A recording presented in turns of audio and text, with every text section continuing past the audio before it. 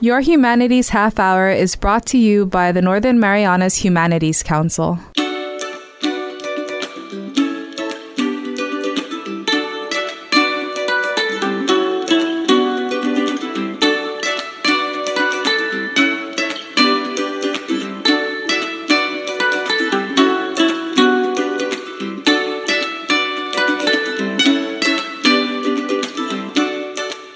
Hafaday Zantiro. Welcome to Your Humanities Half Hour. I'm Catherine Perry, and today we're talking musicology in the Marianas. And our guest today is Andrew Gumataotao. He is a PhD candidate at, you say it, Andrew. Göttingen. Thank you, in Germany. Andrew, welcome to the show. Good morning or greetings, everyone. And thank you, Ms. Catherine, for having me on this conversation. Well, it's so great that we were actually able to meet last week by coincidence. Start us off with telling us a little bit about yourself for those listeners who may not know you. Sure. Let me try to introduce myself in the two languages, indigenous languages. Itainge Andrew Imwalarmas.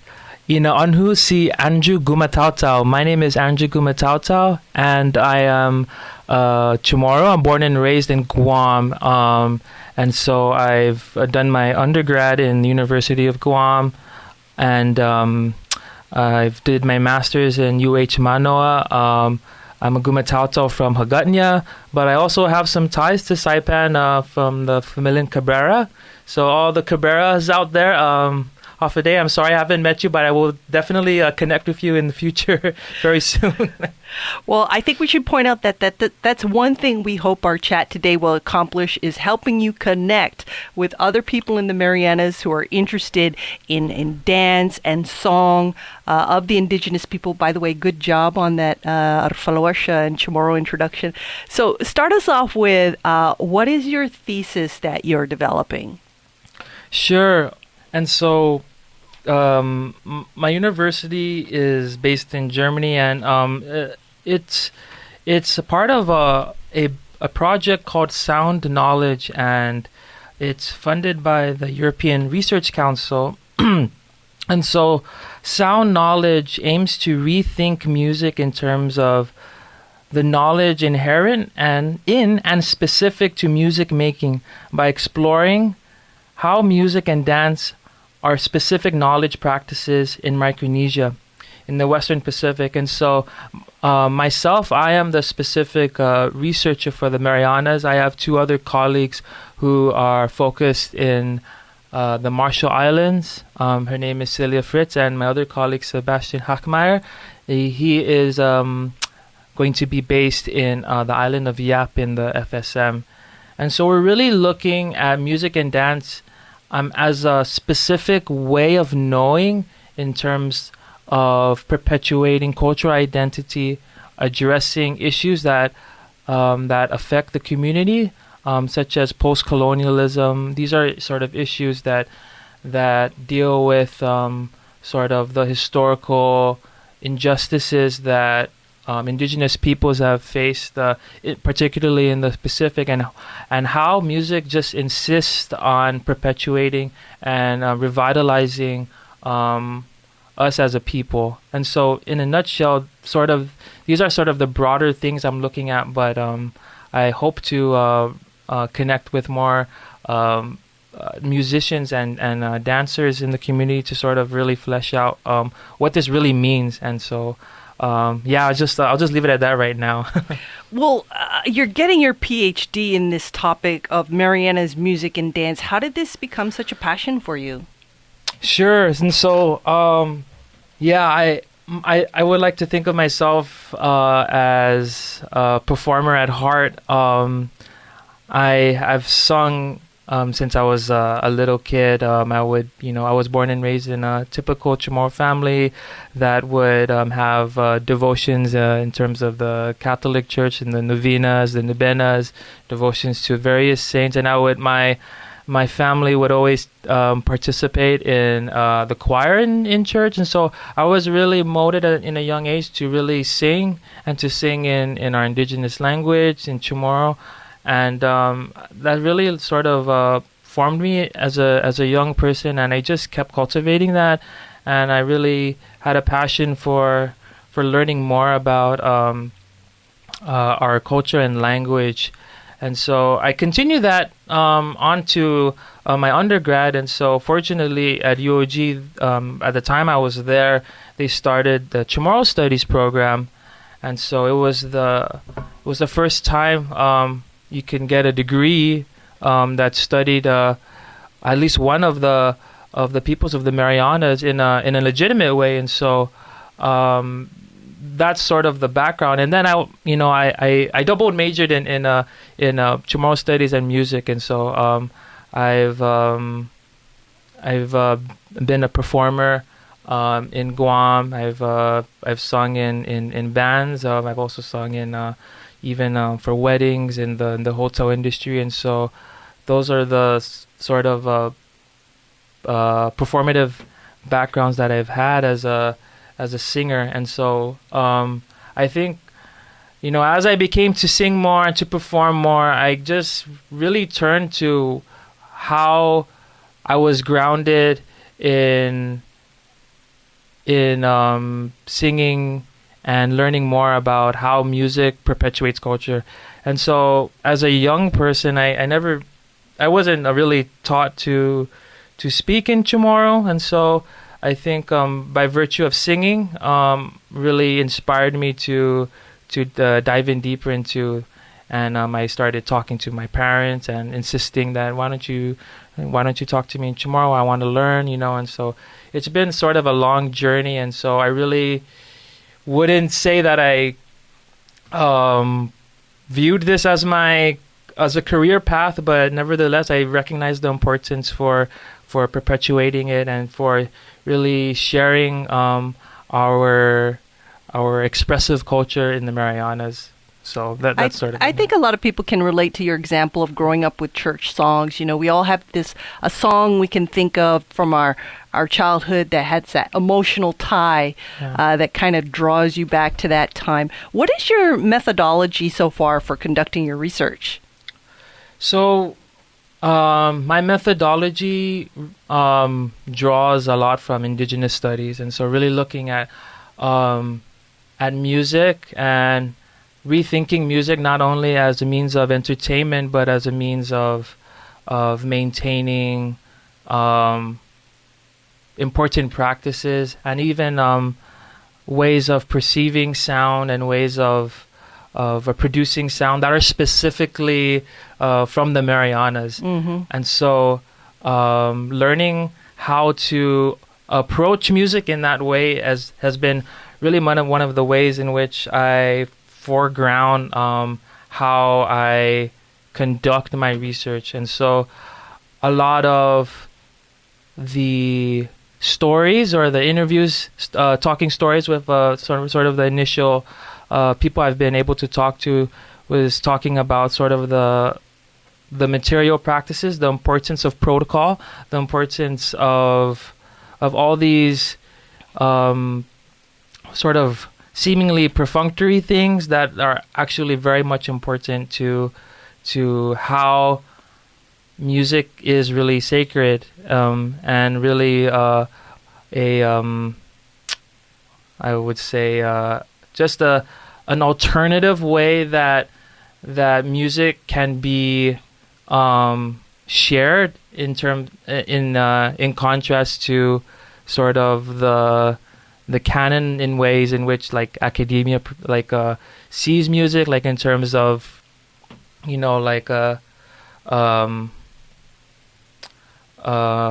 musical notes, reading music. I think foregrounding like oral culture and transmission, intergenerational transmission, are sort of the pillars of what I use in my methodology. So in my methodology, I am developing how music and dance is therapeutic in terms of how we adapt to an ever-changing world. And so things like asking permission.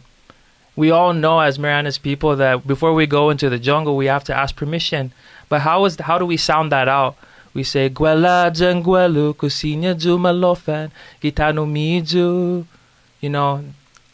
so that's how we sound out and communicate with our environment. And so another example would be I interviewed Cinta Kaipan, and she was talking about the muer, and she was talking specifically, I guess, about some of the certain flowers, like the taibuo, and how it, in addition to it being pretty, the medicinal properties of it, and sort of the sincere and the plumeria, and how the fragrances add to the performative aspect of the performance, and how other sensorial aspects in addition to sound, in addition to what we normally may narrowly see as music, these are sort of ways that in which I want to expand it. And so these are a lot of cultural things that I'm really like digging into and fleshing out in my methodology. So when you were talking about the scent of the muer, it suddenly reminded me of how, especially in the older days, it was also traditional that if somebody was dancing, somebody from the audience would go up and spray them with perfume. But this is the first time I've heard that the actual scent of the muer was also part of the dance. So that's very interesting. What kind of research have you conducted so far? How long have you been working on this? Officially, I've been working on this with this project for it's coming a little bit over a year. And so my initial leg of field work was last year, and I did it in conjunction with a project with Humanities called Todung Marianas, Storytelling Across the Marianas. And so in that project, we interviewed a number of community members throughout the Marianas, including Guam, and in addition to learning their specific stories of place in Luta and Saipan, and those that have lived experiences in the Northern Islands, they also shared songs in that in our interview. And so we use music to sort of weave this narrative across the different islands in the Marianas. And so that was really a springboard for me to create relationships with people and to really amplify their voices in terms of what they see is important to hold on to, what is important to perpetuate, and really anything that they wanted to share with the general community. We interviewed Melcher Mendiola from Luta. He's the former mayor. We interviewed Cinta and Gus Kaipa. We interviewed Jaja Concepcion. Who else did we interview? James Bamba, a weaver, who's now based in Luta. We interviewed a historian, Malia Ramirez, in Guam, and even Julian Uggan. He's a writer, international lawyer. And so it was a very challenging, very ambitious film, but I think hopefully there are some nuggets of truth that will be of benefit for those who are able to watch it on online. I understand you mentioned that video is available on the Northern Marianas Humanities Council Facebook page, or maybe some other resources? Yes. We thank you, Northern Marianas Humanities, for funding that project along with Humanities Guahan. And so it's on the Northern Humanities Facebook website, on Facebook. It's also on YouTube. Just type in Todung Marianas, TAHDONG Marianas, and then that should be the first thing you should see on YouTube. Yeah. We're going to take a break, but before we do that, would you mind sharing your contacts for those who might want to reach out to you? Sure. You can reach me via email at Drew Gumataotao at gmail.com, DREWGUMATAOTAO at gmail.com. You can also give me a text message. I'm +671 687 2792. And so I'm really... Say that number again, please. Okay, 671 687 2792. Great. We'll be back with more after this break. I Northern Marianas Humanities Council bula guinahanya puri historian Marianas dan kultura. Sinyon soda esisihanan formasyon gi zon mami website nmhcouncil.org. Pat bisita gi YouTube pat Facebook. Guajaloque diferentes clases le Blunesinia un Fawn. Y Northern Marianas Humanities Council has Uzura Todu y Experiencia Tautau. Did you know that you can donate up to $5,000 to the Humanities Council through the CNMI Education Tax Credit Program? Donations from individuals and corporations qualify and can be used to offset your local wage and salary tax, BGRT, and earnings tax. Call our office at 235-4785 to see how you can support humanities programs in our community and obtain a tax credit for your donation. Sizuus Maasi, Olomai, and thank you. Welcome back to your Humanities Half Hour. We're chatting with PhD candidate Andrew Gumataotao about basically musicology of the Marianas. Andrew, what are you finding with your research so far, preliminarily, or how is your hypothesis developing at this point?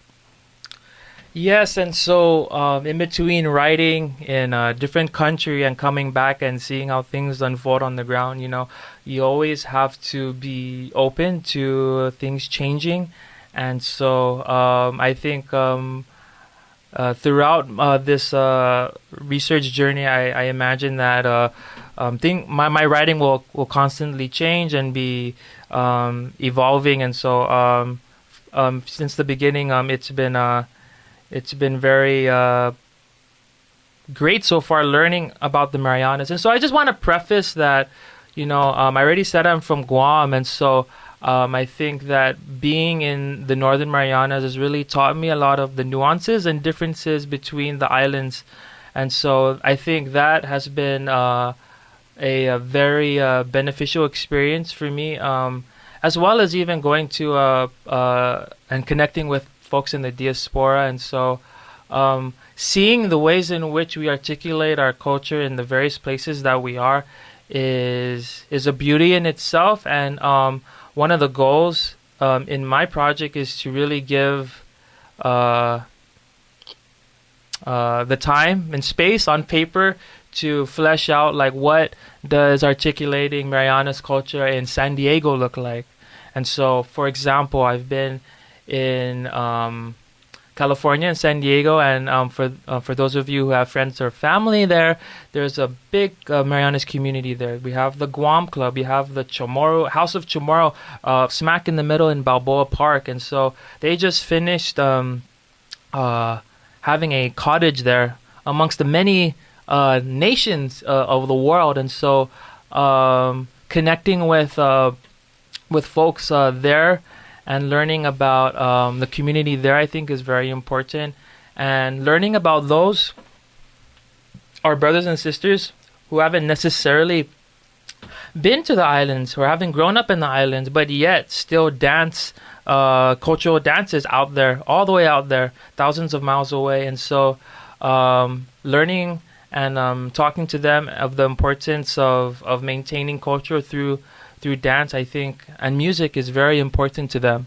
And so those are the ways, in one way I wish to amplify the they call it Manautau San Lagu, our brothers and sisters who are outside the homeland. And so in going back to my findings, so in the last year that I conducted research was mainly sort of an ethnographic sort of layout of what's the history of the Marianas. And so you were aware of, I was at the mini games last night, and so I think a lot of the introductions to the performances was very informative for me and sort of confirmed sort of what I've been researching in terms of the historical villages that a lot of the dance groups come out of, like Talabuk, Tanapek, the Talabuk women. And so these are historical villages that still maintain their stories of place through music and dance. We also have the Chamorro dance groups, but that are also even based in 500 cells. One interesting thing that I found out is that some of the dancers are also in a women's apprenticeship program. So like they're dually learning navigation and also doing dance practices as well. So I think like holistically looking at how music and dance is not just music and dance, but it bleeds into other parts of our culture is sort of ways in which I try to capture the holistic nature of how music works in dance. What do you hope your research will accomplish? I think one of the ways that I hopefully want to contribute in terms of music and dance in the Marianas is for myself, from my personal experiences at the university level, when it comes to culture, when it comes to culture of the Pacific, generally speaking, when it comes to music, it's always an extracurricular thing. It's something that's in addition to your foundation. But what instead if we turn it around and make music of the Marianas and dance of the Marianas of the foundation of what we teach in an institution such as a university. And so, I think. So, in other words, if I'm understanding you correctly, like instead of handing somebody a textbook, maybe start them off with a song and a dance? Sure, yes. That. Or explain, please. Yeah, I really sort of the mindset of higher learning at a university level in music is that you first have to learn about Mozart. First, you have to learn about Beethoven. First, you have to learn about these great European artists, and they're considered part of this great grand canon. And so, in a way, I was sort of, I would almost say it's an educational imposition, and so that's why I really turned to musicology and ethnomusicology to find ways to amplify the music and dance of our homelands. Mm-hmm. And so my basic argument is why does one have to learn about music and cultures that are so far away, that are so disconnected to the homeland first, and then you can learn about yourself. How about learning about ourselves first, and then if you want to explore other places in the world, then you can do that. I'm not saying that it's bad learning about but I think the process is a little bit backwards. Or we should learn our history Yeah. before learning others' history. Yeah. Yeah.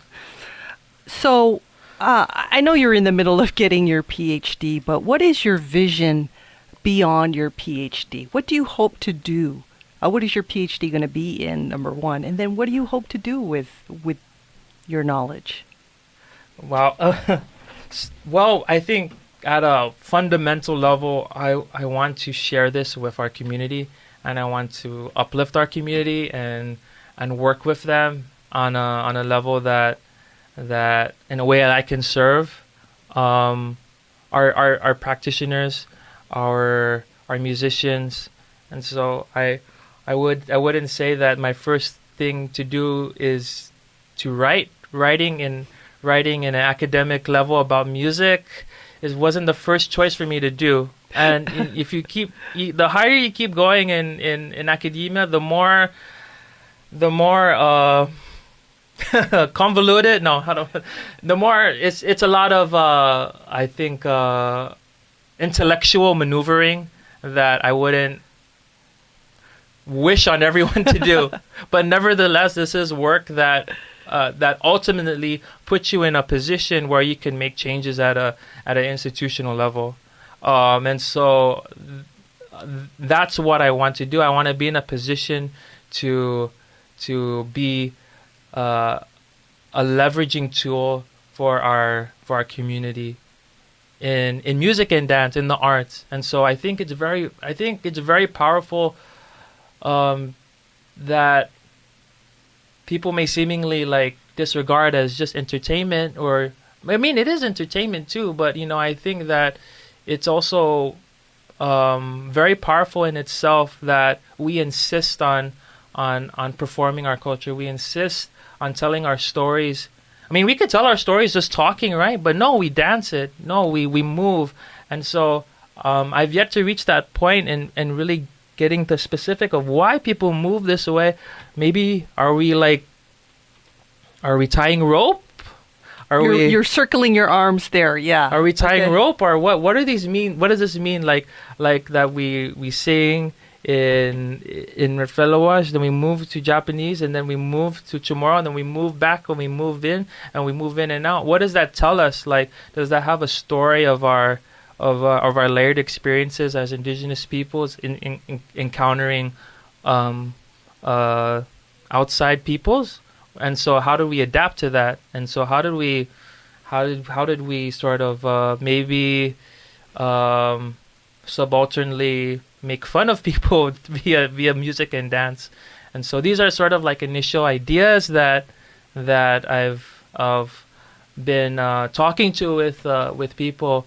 And so I think putting it on paper and having it as a resources for those who see it as a resource, they can use it. And so I think this is what I want to do for our community. Yeah. So for those who might be interested in getting in touch with you to share their knowledge or their information, please give us your contacts one more time, and also any final thoughts you have. Just thank you so much for offering me this opportunity to bring a wider awareness of what I'm doing in the Marianas. I really, really appreciate it. And so, yes, I think anyone who has an interest from a dancer to an elder practitioner, I am open to anyone who is interested in sharing and interested in giving me insight on and direction. And so, yes, you can reach me again at DrewGumataotao at gmail.com, DrewGumataotao@gmail.com, or you can reach me by text or WhatsApp 671-687-2792. Thank you so much. It's been a pleasure chatting with you. Thank you. Our guest today has been Andrew Gumataotao. He is a PhD candidate, and he is researching musicology in the Marianas. If you have something you'd like to share with him, please reach out.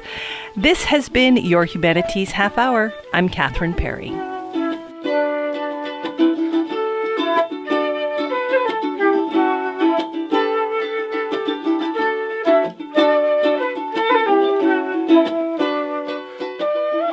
Your Humanities Half Hour is a production of the Northern Marianas Humanities Council, funded in part by the National Endowment for the Humanities. Any views, findings, or recommendations expressed in this program are those of the participants and do not necessarily represent those of the National Endowment for the Humanities or the Northern Marianas Humanities Council.